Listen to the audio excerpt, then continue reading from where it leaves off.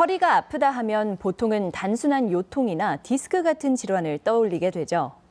그런데 척추 전방 전이증이나 척추 분리증 같은 질환은 이름은 생소하지만 디스크만큼이나 흔하게 발생하는 질환이고 비슷한 증상을 보인다고 합니다.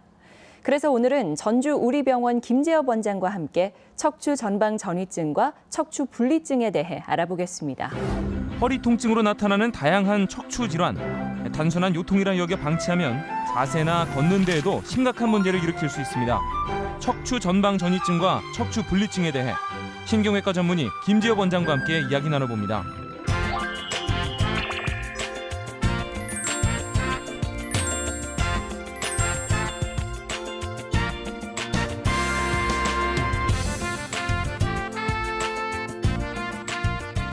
안녕하세요, 원장님. 예, 안녕하세요. 네, 이 척추 전방 전이증이란 게 어떤 건가요? 일단 말 그대로 우리가 이제 척추를 아래 척추에 대해서 위 척추들이 계단형으로 어긋나 있는 것을 말하거든요. 네. 그러니까 요 그림을 보시면 이 모형을 보시면 이렇게 그 C자형으로 해서 부드럽게 곡선이 형성이 되어 있잖아요. 네. 근데 척추 분리증 내지는 척추 전방 전이증이 계시는 분들은 척추가 이렇게 앞뒤로 네. 어긋나 있는 것처럼 그래서 계단형으로 울퉁불퉁하게 변해 가는 것을 말합니다. 예, 이 척추 전방 전이증도 원인에 따라서 종류가 여러 가지라고요. 한 6가지 정도로 나눌 수 있습니다. 선천성은 말 그대로 어머니 뱃속에서부터 불완전하게 만들어져 나오는 거고요. 네. 두 번째는 협부형이라고 해서 우리가 만들어져 있기는 하지만 좀 불완전하게 만들어져서 우리가 운동선수들 발목 같은데 과도한 스트레스가 오래 이렇게 중첩이 되면 네. 스트레스 골절이라고 해서 미세하게 이제 이렇게 골절이 되는 경우가 있거든요. 마찬가지로 이 약하게 태어났기 때문에 힘이 허리에 계속 가해지면 나도 모르게 미세 골절이 일어나면서 그게 세월이 지나면서 떨어지게 되는 네. 이런 형태가 있습니다.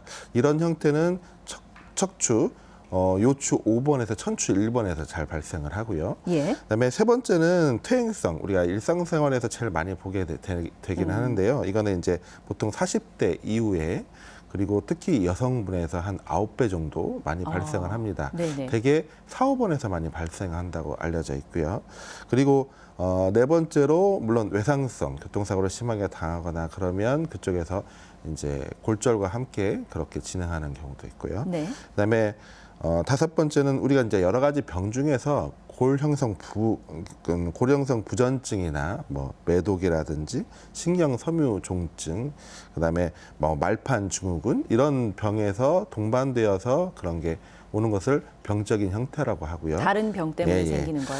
그리고 그다음에 이것도 종종 보고가 되고 있는데요. 수술 후에 이제 수술을 하고 나면 좀 약해지니까 네. 이제 그것을 통해서 수술 후에 그런 게 다시 생기는 경우도 있습니다. 예, 그럼 이 중 가장 흔하다고 볼 수 있는 건 어떤 건가요? 일단 척추 분리증을 동반을 해서 네. 이렇게 선천성과 협부형이 같이 믹스되어 있는 형태가 제일 많고요. 네. 그리고 또한 그 퇴행성 전방 전이증이 제일 많게 되겠습니다. 예.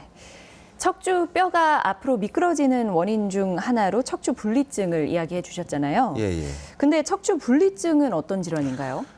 물론 이제 척추 전방 전이증도 있지만 네. 척추 분리증도 임상에서 아주 흔하게 볼 수 있는 질환이거든요. 예. 이 척추 그림을 보시면 우리가 통뼈에서 이렇게 앞으로 이렇게 뼈가 만들어져 오고 네. 가시뼈가 이렇게 해서 요 가운데서 딱 붙어야 되거든요. 네. 근데 요 부위가 아주 협부형처럼 약하게 아주 좁게 만들어져 오거나 선천성처럼 아예 만들지 않고 그러니까 뼈는 있지만 붙어 있지 않는 형태로 나와 있는 겁니다.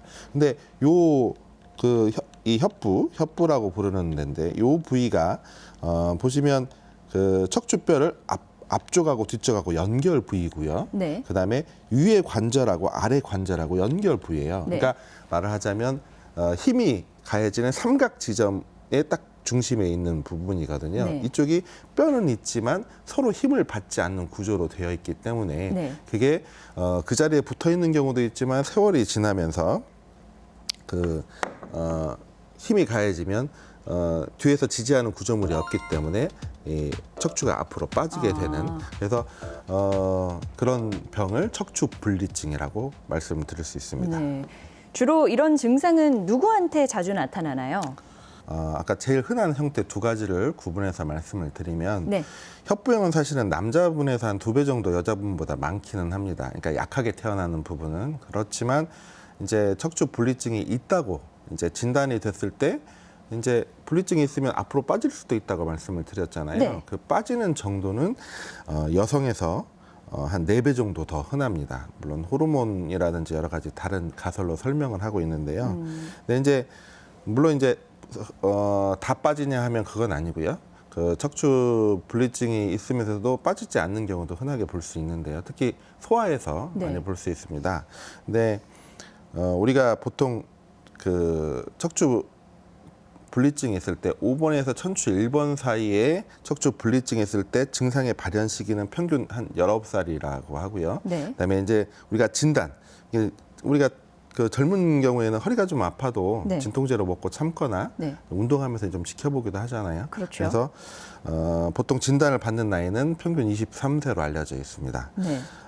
물론 이제 요추 4, 5번 분리증 같은 경우에는 각각 한 10년 정도 더 차이가 있는데요. 대개 30에서 40대가 되어서 이게 증상이 나오는 경우가 많이 있다고 하고요. 예. 그다음에 이제 대개 증상은 소아 같은 경우는 증상이 없는 경우가 많고요. 그다음에 이제 성인이 되면서 이제 요통, 그다음에 인접, 엉치라든지 허벅지로 연관통이 가끔 있을 수 있고요.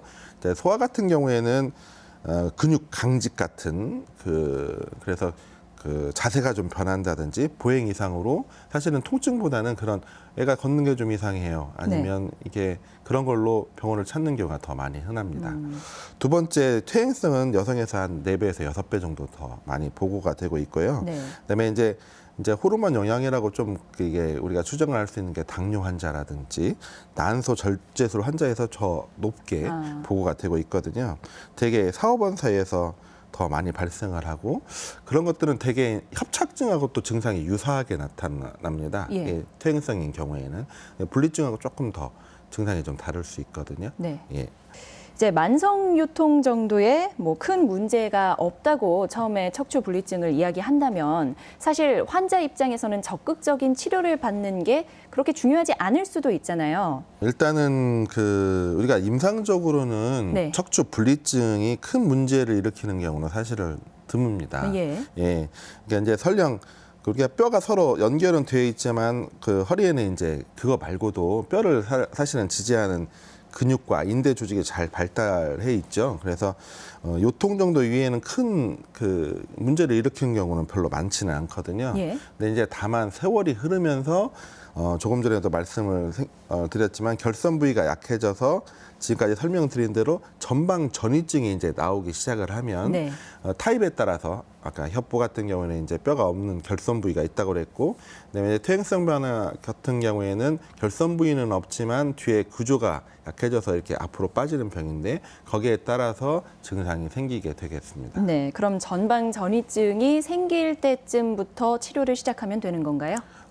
일단 척추 전방 전이증이 일단 진단이 되면요. 네. 가장 먼저 할 것은 허리 강화 운동을 시작을 하는 겁니다. 예. 그래서 15살 이하의 청소년이라면 6개월에 한 번씩, 그 이후에는 1년에 한 번씩 이 전방 전이증이 증가를 하는가 그런 엑스레이로도 충분히 볼 수가 있거든요. 그런 네. 검사를 하면서 우리가 이제 제일 중요한 것은 아까 말한 대로 척추 분리증이든지 아니면 이제 퇴행성 척추 전방 전이증이든지 결과적으로 뒤에 인대 구조물이 많이 무리를 하게 되거든요. 네. 그래서 척추 허리 운동, 특히 근력을 강화시키는 운동이 필요한데 우리 신전 운동보다는 굴곡 운동, 말하자면 복부근 강화 운동이 더 많이 도움이 된다고 알려져 있거든요. 네. 그다음에 이제 성인이 됐을 때 통증이 이제 심하게 되면 이제 뭐 1, 2주 정도 보조기 같은 착용을 하시면서 그 외에 이제 물리치료 방법이라든지 신경 주사 같은 거로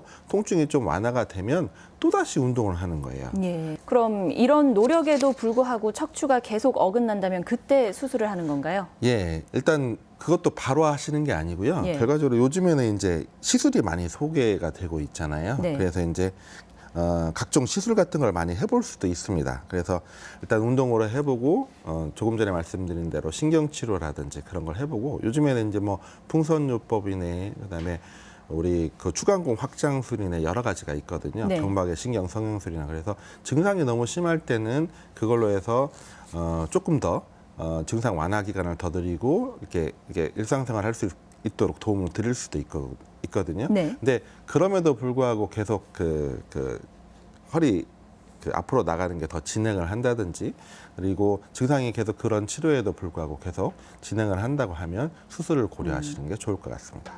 네, 오늘 이 시간에는 신경외과 전문의 김재엽 원장과 함께 척추 전방 전이증과 척추 분리증에 대해 알아봤습니다. 고맙습니다. 예, 감사합니다.